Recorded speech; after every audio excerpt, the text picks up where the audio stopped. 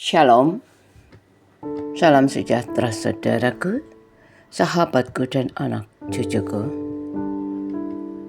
Bukan suatu kebetulan, tidak semua peristiwa yang terjadi dalam hidup ini yang dapat kita pahami. Tidak semua rencana Tuhan dalam hidup ini yang dapat kita mengerti. Karena ternyata banyak sekali pertanyaan yang lahir seiring dengan berbagai peristiwa yang terjadi dalam kehidupan ini. Mengapa? Mengapa harus terjadi? Mengapa harus kami yang alami? Saudaraku, apapun keadaan hidup kita, apapun yang terjadi dalam hidup ini, apapun bentuk dan warnanya, susah, senang, sakit, sehat, gagal, sukses, yang jelas bukan satu kebetulan. Karena ada maksud Tuhan, ada rencana Tuhan di balik setiap peristiwa yang terjadi dalam hidup kita, dalam kehidupan kita masing-masing. Sering kita dengar orang bilang ada hikmat Tuhan di balik setiap peristiwa yang kita alami dan hadapi. Ada maksud Tuhan dengan semua peristiwa yang terjadi dalam hidup kita, apapun warnanya, sampai dengan sesulit apapun.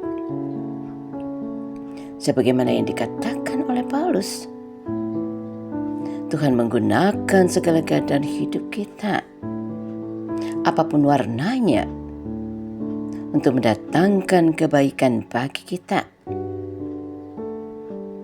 Paulus katakan apa? Kita tahu sekarang bahwa Allah turut bekerja dalam segala sesuatu untuk mendatangkan kebaikan bagi mereka yang mengasihi Dia, yaitu bagi mereka yang terpanggil sesuai dengan rencananya. Roma 8 ayat 28. Jelas saudaraku, Tuhan dapat memakai segala peristiwa yang terjadi dalam hidup kita, termasuk yang sulit sekalipun, untuk merencanakan segala sesuatu yang mendatangkan kebaikan untuk kesejahteraan dan keselamatan kita. Kalau demikian, apapun situasi hidup yang kita alami, sepahit atau sesulit apapun situasi hidup yang kita alami sekarang ini, jangan cepat kecewa atau marah, apalagi mempertanyakan dan mempersalahkan Tuhan. Tapi tetaplah percaya dan serahkan kehidupan ini penuh kepada Tuhan.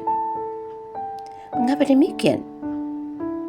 Sebab Dia Tuhan sangat mengenal kita dengan baik. Dia tahu apa yang kita perlukan. Bahkan Ia sangat tahu apa yang terbaik bagi kita. Dan percayalah, Ia selalu merencanakan yang terbaik bagi kita, yang mendatangkan damai sejahtera, bukan rencana kecelakaan. Kalau demikian saudaraku, mari kita serahkan hidup ini penuh dalam doa kita kepadanya. Kita boleh yakin rencananya selalu yang terbaik bagi kita. Kita berdoa. Kami datang kepadamu Tuhan, menaikkan pujian dan syukur kami kepadamu. Karena Engkau Tuhan sungguh baik. Engkau tahu apa yang terbaik bagi masing-masing kita. Dan itulah yang Engkau lakukan. Tolong yakinkan kami Tuhan, untuk tidak meragukan akan kasih-Mu dan rencana-Mu dalam hidup kami. Dan berikanlah bagi kami hikmat-Mu, sehingga kami mampu berpikir dan bertindak bijak dalam segala sesuatu yang akan kami alami dan hadapi dalam hidup ini, yang sesuai dengan kehendak-Mu. Terima kasih Tuhan untuk segala rencana-Mu dalam hidup kami. Ajarkanlah kami juga untuk menyerahkan seluruh rencana kami ke dalam tangan kasih-Mu. Biarlah dalam semua yang terjadi dalam hidup kami, itu terjadi sesuai dengan kehendak-Mu Tuhan. Kami serahkan juga seisi rumah kami, anak cucu kami, saudara kami dan sahabat kami, dan juga semua orang yang sampai saat ini masih bergumul dengan berbagai permasalahan kehidupan. Juga semua orang yang lanjut usia, para duda janda dan anak yatim piatu, ke dalam tangan kasih-Mu.